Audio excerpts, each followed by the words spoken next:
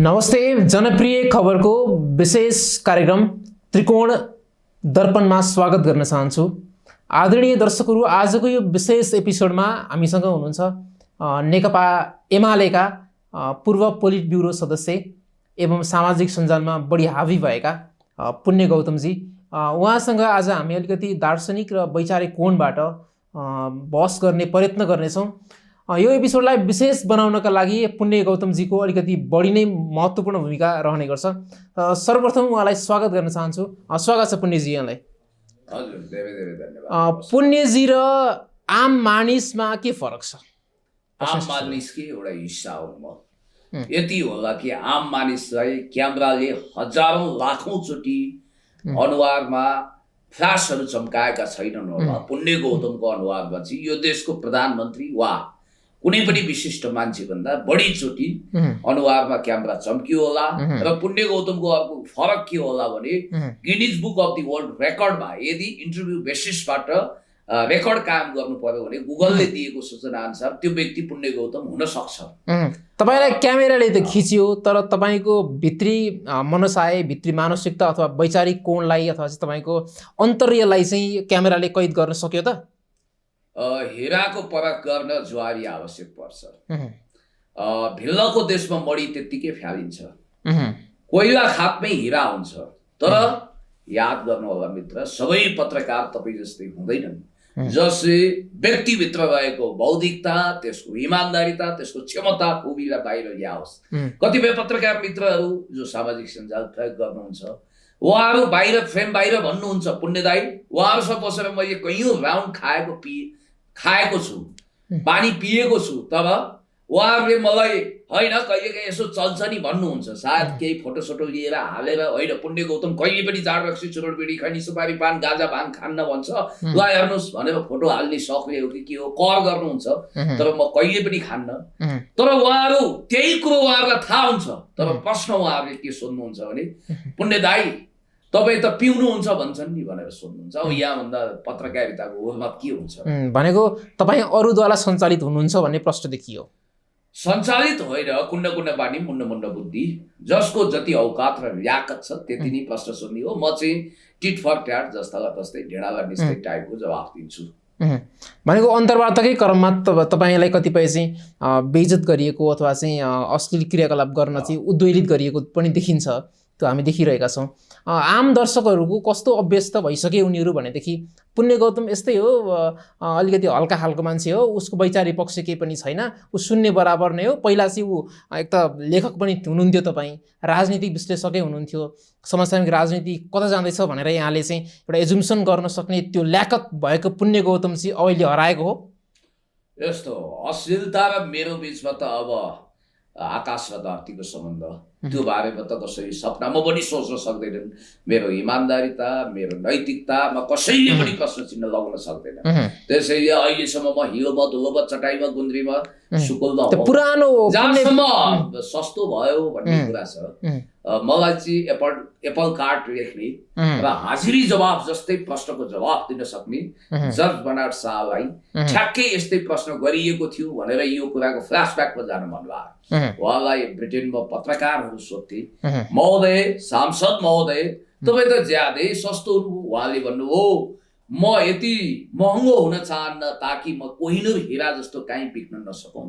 अनि उहाँलाई गहिराईमा डुब्नुहुन्न भनेर कसैले सोध्यो भने उहाँले जवाफ दिनुहुन्थ्यो, गहिराईमा डुबिसकेपछि मोती टिप्नुपर्छ, नत्र मान्छे त्यही डुबेर मर्छ, त्यसकारण म सतहमा तैरिन्छु।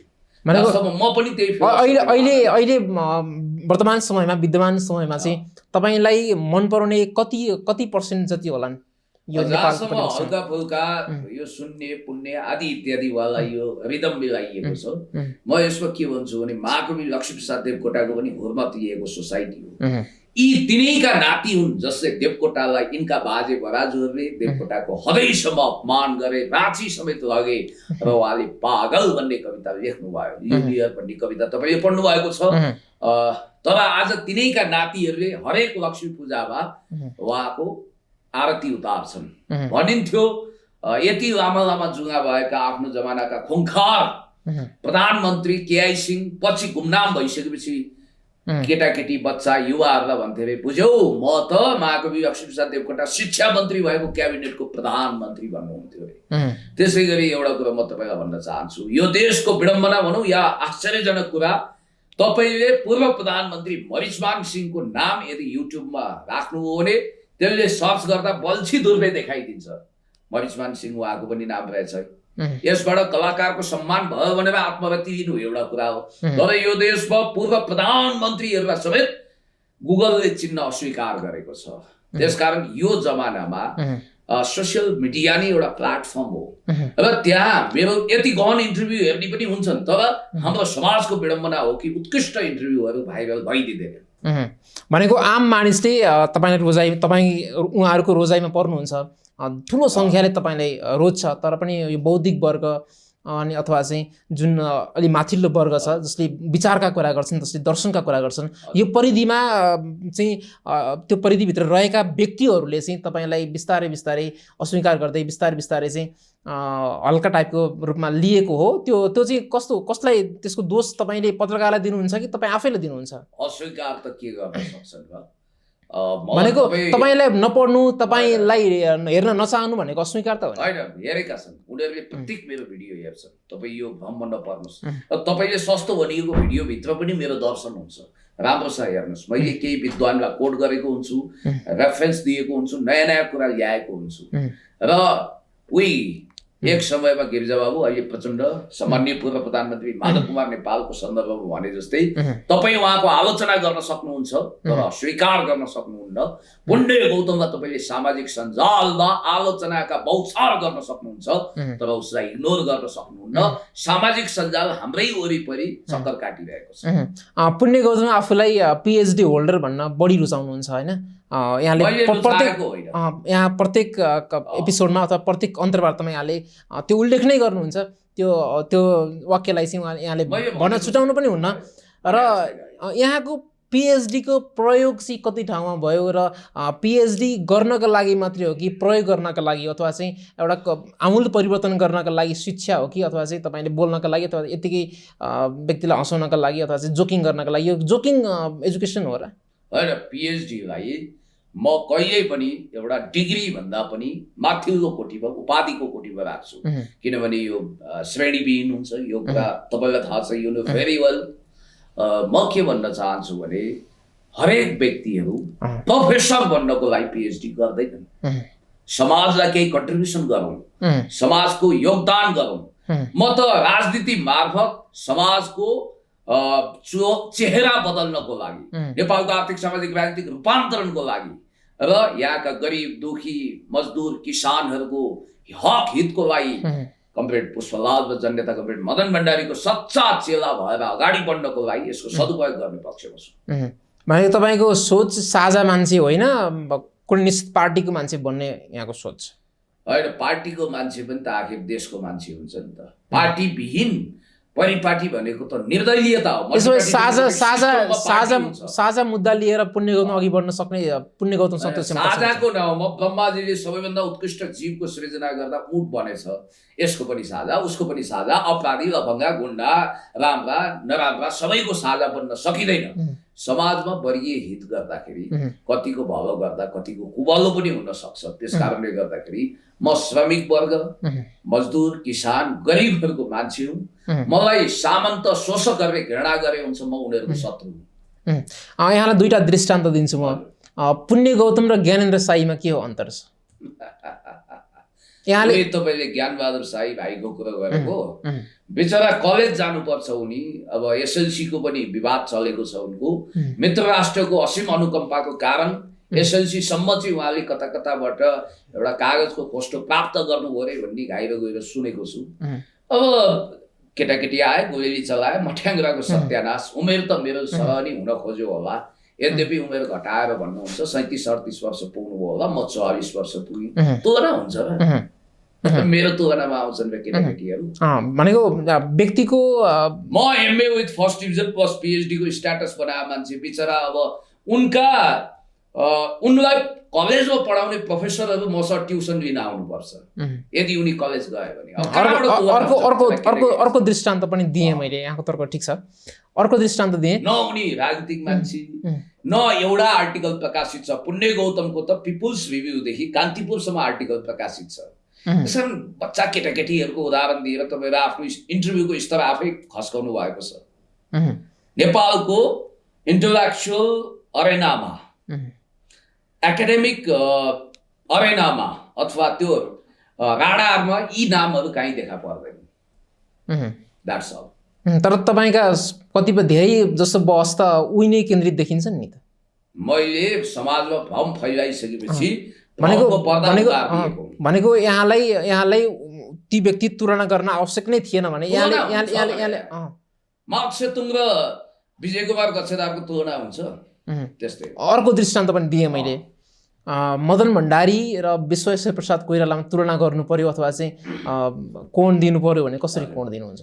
विश्वेश्वर प्रसाद कोइराला, बिपी कोइराला जे भनौँ, उहाँ राम्रो साहित्यकार हो, परिस्थितिवाला नेता बनायो र यति भाग्यमानी हुनुहुन्थ्यो कि सायद सरकार चलाइरहेको भए उहाँलाई जे पनि हुन सक्थ्यो। यो सुन्दा मान्छेलाई अचम्म लाग्छ।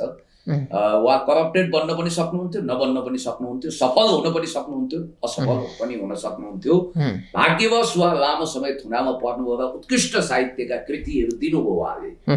त्यो उहाँको असल पक्ष हो। हुन त उहाँलाई अन्टोन चेखवको एउटा कथा कपी एन्ड पेस्ट गरेको आरोप पनि लाग्छ।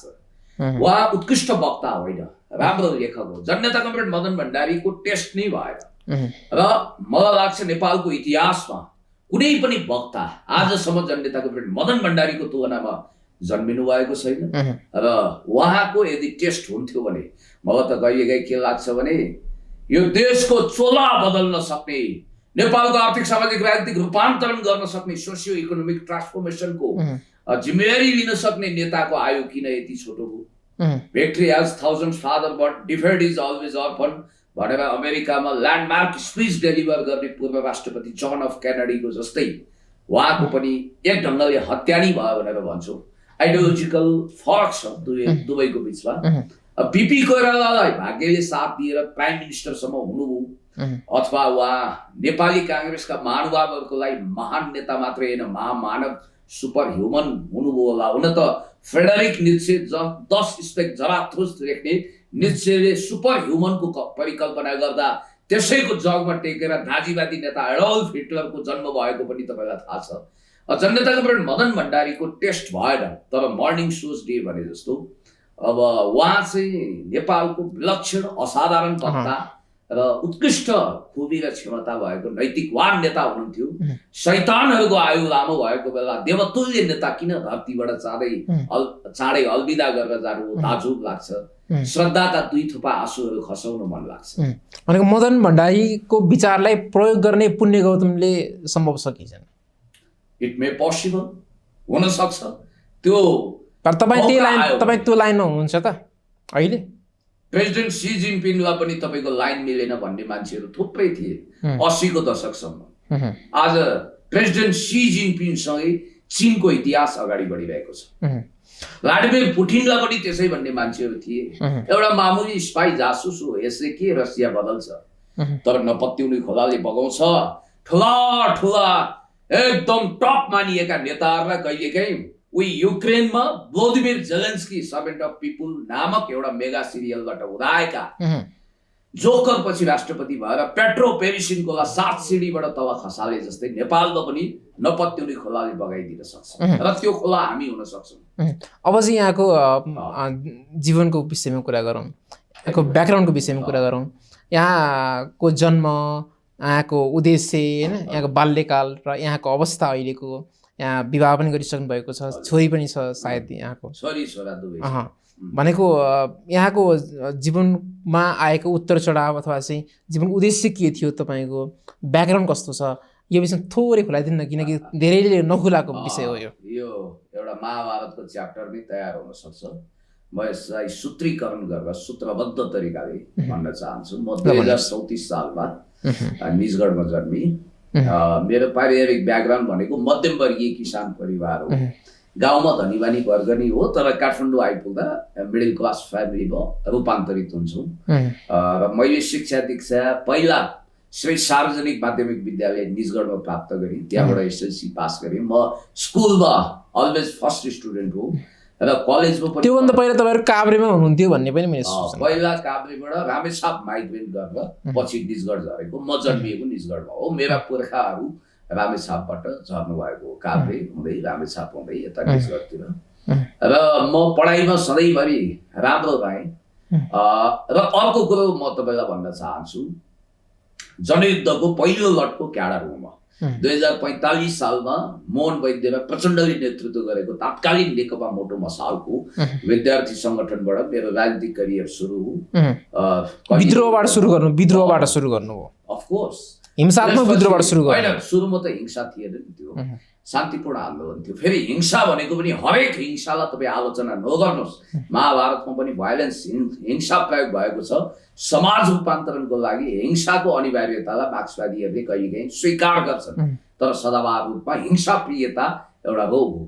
र 2046 सालको जनआन्दोलनमा सामेल भइयो कलिलो उमेरमा। 48 सालमा मैले एकदमै कलिलो उमेरमा तात्कालीन नेकपा एकता केन्द्र प्रचण्ड कमरेडले नेतृत्व गर्नुभएको एकता केन्द्रबाट पार्टी सदस्यता प्राप्त गरेँ। र म जनयुद्धको पहिलो लटको कार्यकर्ता हुँ। 52 सालमा जनयुद्ध सुरु हुँदा त्यसको पहिलो फेजमा म कार्यकर्ता बनेर खटिएँ। र म पटक 23 चोटि गिरफ्तार भएको छु। त्यतिखेरको तपाईँको रोल मोडल प्रचण्ड हुनुहुन्थ्यो होइन? अब पार्टीको मदन भण्डारीको पनि लाइभ भाषण सुनेको छु कलैयामा। त्यतिखेर उहाँ 48 वा 49 सालमा सम्बोधन गर्न जानुभएको थियो। मैले फेसबुकमा पनि राखेको छु। र म जनयुद्ध सुरु हुनुभन्दा अगाडि 49 सालमा टनकपुर विरोधी आन्दोलन हुँदा 6 घण्टा गिरफ्तार भएर गिरफ्तारीको 23औं कथा लेखिनु रहेछ। 24औं नहोस्, आशीर्वाद दिनुहोस्। र पहिलोचोटि 49 सालमा हामी 6 घण्टा थुनियौँ नेपाल बन्द गर्न हिँड्दा। त्यसपछि 52 साल फागुन 1 गते जनयुद्ध सुरु हो। चैतमा म पक्राउ परेँ र पटक पटक गरेर सङ्कटकाल, शान्तिकाल आदि इत्यादिमा पक्राउ परेँ। कुनै पनि बेला म व्यक्तिगत कारणले पक्राउ परेको छैन। मेरो हड्डी पसली भएको छ।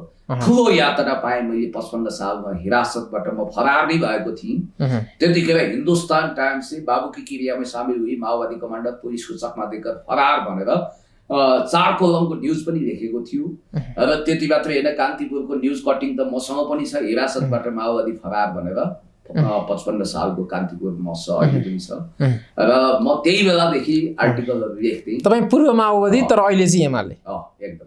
तपाईँको पछि म तपाईँलाई यसको सिलसिलेवार कहानी बताउँदैछु। यो हुँदै गइसकेपछि मलाई अहिले पनि गर्व लाग्छ नेपालमा गणतन्त्रको शङ्खघोष गर्ने र त्यसको निम्ति जनयुद्धको पहिलो पोस्टर टाग्ने केही मानिसहरूमध्ये म पनि एक हुँ। अहिले माओवादीबाट मन्त्री बनेका पनि कतिपय हामीभन्दा पछाडि हुने। यद्यपि मेरो उमेर उहाँहरूको भन्दा कम होला, छुट्टै कुरो, तर कहिल्यै उमेरमा म होमिएको हुँ। तर मैले एकाडेमिक क्वालिफिकेसनलाई कहिले पनि घटाउने काम गरिनँ, बढाउँदै लगेँ। कतिपय साथीहरू धनी हुनुपर्छ, सत्तामा पुग्नुपर्छ भन्नु हो। आज पुण्य गौतम पढ्नुपर्छ, अध्ययन गर्नुपर्छ, एकाडेमिक क्वालिफिकेसन हुनुपर्छ भन्ने मान्यतामा जाँदा अब मैले MA with first division plus PhD को स्टाटस बनाएको छु। यो मेरो कुनै गौरवको घोषणा होइन, तर यो मेरो प्रपर्टी हो। भनेको अहिले अर्को दृष्टान्त पनि तपाईँलाई थपिहालेँ। तपाईँ पूर्व माओवादी हुनुहुन्थ्यो, अहिले एमालेमा हुनुहुन्छ। तपाईँले तुलना गर्नु पर्यो अथवा चाहिँ तपाईँले आफूलाई आफ्नो आदर्श व्यक्तिको रूपमा चिनाउनु पर्यो भनेदेखि प्रचण्डलाई रोज्नुहुन्छ वा माधव नेपाललाई रोज्नुहुन्छ? केपी ओलीले त पक्कै रोज्नुहुन्छ। श्रीकृष्ण एक भने जस्तै जनताको बहुदलीय जनवाद जब जसलाई कमरेड प्रचण्डले पनि स्वीकार गरेरै पार्टी एकता गर्नुभएको हो, त्यतिखेर जननेता कमरेड मदन भण्डारीको नेतृत्वलाई स्वीकार गर्नुभएको भनौँ न त्यो स्कुलिङलाई। वान्स अपन अ टाइम जननेता कमरेड मदन भण्डारीलाई पनि नेतृत्व गर्नुहुने सम्माननीय पूर्व प्रधानमन्त्री कमरेड माधव कुमार नेपाल मेरो पहिलो रोजाइमा हुनुहुन्छ अहिले जीवित नेताहरूमध्ये। That's all. भनेको केपी शर्मा ओली भन्दा तपाईँलाई माधव नेपाल नै प्रिय लाग्छ? No doubt. केपी शर्मा ओलीज्यूको पनि नेता हुनुहुन्थ्यो। कुन अर्थमा भने नैतिकता, इमान्दारिता, देशभक्ति, चरित्रको कुरा गर्ने हो भने सम्माननीय पूर्व प्रधानमन्त्री माधव कुमार नेपाल उत्कृष्ट हुनुहुन्छ। तर अहिले त उहाँको अवैधानिक व्यवहार देखियो नि त। यस विषयमा समीक्षा गरौँला। फुलको आँखामा फुलै संसार, काँडाको आँखामा काँडै संसार। आजका मितिमा पार्टीको स्वार्थबाट माथि उठेर लोकतन्त्र र देशलाई बचाउन कुख्यात नागरिकता अध्यादेश ल्याएर देश डुबाउने खेलोबेलो गरेको प्रधानमन्त्रीज्यू र राष्ट्रपतिज्यूका कदमहरूलाई असफल बनाउनको निम्ति, सूर्यको सम्पदा दोहन गर्ने गलत फैसलालाई सच्याउनको निम्ति पनि यो जरुरी थियो। सङ्कटकाल लाग्न सक्ने खतरा थियो, सैन्य शासनका अभ्यासहरू हुन सक्थे, लोकतन्त्र धरापमा परेको थियो। रेस्क्यु मिसन अन्तर्गत अर्को पटको तेलको धुप एउटा चुप्तो विकल्पको रूपमा शेरबहादुरजी अगाडि सारिएको छ। तर उहाँ 1 महिने पाहुना हो। 1 महिनापछि नेकपा एमाले संस्थागत निर्णय गरेर सम्माननीय पूर्व प्रधानमन्त्री कमरेड माधव कुमार नेपाल र केपी ओलीज्यू मध्ये एकजनाले प्राइम मिनिस्टरसिप फेरि हासिल गर्नुहुन्छ। मलाई आशा छ त्यो नेतृत्व माधव कुमार नेपालज्यूले गर्नुहुनेछ। भनेको यहाँको परिवारमा यहाँ हुनुहुन्छ, यहाँको श्रीमती हुनुहुन्छ, यहाँको छोराछोरी हुनुहुन्छ, कस्तो छ, कस्तो वातावरण हुर्काइरहनु भएको छ छोराछोरी? ठिकै, सामान्य छ। अब मेरो दौडधुपमा हुनुहुन्छ जीवन साथीले पनि अब मास्टर्स गरेकी छिन्। धेरै आम मान्छेले प्रश्न के गर्छन् भनेदेखि पुण्य गौतमको आम्दानीको स्रोत धेरैले यहाँले खोलाउनु भएको छैन होला, सायद खोलाइदिनुहोस् कि पुण्य गौतमको आम्दानीको स्रोत के हो, पुण्य गौतम कसरी इन्कम गर्छ र पुण्य गौतम अहिले हिँडिरहेको छ, डुलिरहेको छ, यसको चाहिँ स्रोत के हो? यो शताब्दीकै निकृष्ट गरिब प्रश्न हो। तपाईँलाई भन्छु, सडकमा हिँडेका हर मान्छेसँग तपाईँले आम्दानीका स्रोत माग्न सक्नुहुन्न। मेरो टपरीमा कसैले सिधा हालेको छ, कुनै माइकलालले दाबी गरोस् पुण्य गौतमलाई अनुदान दिएको छ। म त हौदामा हात्ती बाँध्नेको नाति हुँ बाबा, तपाईँलाई म घोडा बाँध्ने मुखियाको छोरो हुँ। मेरो स्रोत खोज्नु धनाढ्य हुँ भन्नु खोज्नु भयो? अफकोर्स। Any doubt? निजगढ गएर चेक गर्नुहोस्। अहिले वर्तमान ठ्याक्कै समयमा के गरिनु? विनोद चौधरी होइन होला मेरा पिता पुर्खा, बिल गेट्सको नाति पनाति छोरा नहुँला म, तर गाउँमा एक मानु राम्रोसँग खाने परिवार हो। अझ मैले मेरो लिभिङ स्ट्यान्डर्ड र मेरो आम्दानी अनुसार बनाएकै छैन। तपाईँलाई थाहै छैन, म बाइक चढ्न नसक्ने मान्छे हो, एउटा सानोतिनो कार पनि चढ्न सक्छु। मेरो फ्यामिली स्टाटस हेर्दा म त एउटा रिसर्च आर्टिकल लेखेँ भने 10,000 20,000 रुपियाँ इजिली लिन सक्छु। अनि त्यो खलिबलले तपाईँको अरबमा गएर 3rd डिग्रीको टर्चर खपेर सामान्य ढङ्गले जीविकोपार्जन गर्ने, तिनीहरूसँग 7-8 कति कक्षाको सर्टिफिकेट छ छैन थाहा छैन, त्यस्ताले प्रश्न जन्माएर हुन्छ। भनेको यहाँले चाहिँ आफू धनाढ्य परिवारको, आफू चाहिँ उच्च योग्यता र क्षमताले सम्पन्न मान्छे हो भनेको उच्च कोटिको भनिरहँदाखेरि एउटा स्पिच डेलिभर गरेर त्यसको शुल्क तोकी भने मैले 10,000 लिन सक्छु सर। भनेको यहाँले क्षमता र खोबीको कुरा हो। यहाँले सिग्नेचर बिग्ने बेला भइसक्यो, त्यो लेभल हो नि त। म तर म त्यही त यहाँले त्यो भनिरहँदाखेरि आफूले आफूलाई त्यो ढङ्गले प्रचारित गरिरहँदाखेरि चाहिँ जुन वर्ग अहिले खाडीमा भारी बोकिरहेको छ, खाडीमा पसिना चुहाइरहेको छ, यो वर्गको तपाईँले कसरी समेट्न सक्नुहुन्छ? किनकि तपाईँ यसरी चाहिँ आफैले आफूलाई त्यो वर्गमा सबै असल मान्छे छैनन्, त्यसमा असल मान्छेहरू पनि छन्, तिनले मौनता साधेका छन्। त्यहाँभित्र पनि गुन्डा छन्, लफङ्गा छन्, माओवादी छन्, आवारा छन्, गलत चिन्तन लिने मान्छे छन्। त्यसकारण ती मान्छेहरूलाई मैले व्यङ्ग्य गरेको हुन्छु। हामी कार्यक्रमको अन्तिम बसाइमा पनि आइपुगेका छौँ। आजको यो विशेष एपिसोडमा आइदिनु भएकोमा पुण्य गौतमजीलाई हार्दिक धन्यवाद दिन चाहन्छु। धेरै धेरै धन्यवाद। तपाईँको मिडियाको पनि दिन दुगुना रात चौगुना गर्दा प्रगति उन्नति हुँदै जाओस्। तपाईँहरू चहक र महक दुवै बोकेको लालीगुराँस जस्तै फल्नुहोस्, फस्टाउनुहोस्, मेरो आशीर्वाद wish you all the best भन्न चाहन्छु। र तपाईँहरू दिन दुगुना रात चौगुनाको दरले प्रगति गर्नुहोस्। यो युगको जालन्धरले महादेवको स्वरूप धारण गरेर पार्वतीको छल गरे जस्तै गलत सूचना सम्प्रेषित गर्न, जनतालाई भ्रमित गर्न अब किमार्थ सम्भव छैन। सत्य, तथ्य, निष्पक्ष, एक्युरेसी, ब्यालेन्स, क्रेडिबिलिटी आदि इत्यादिको बेसमा तपाईँ आफ्नो सञ्चार माध्यमलाई अगाडि बढाइरहनु भएको छ। तपाईँलाई म फेरि पनि हार्दिक शुभकामना दिन चाहन्छु। कृतज्ञ छु। धन्यवाद।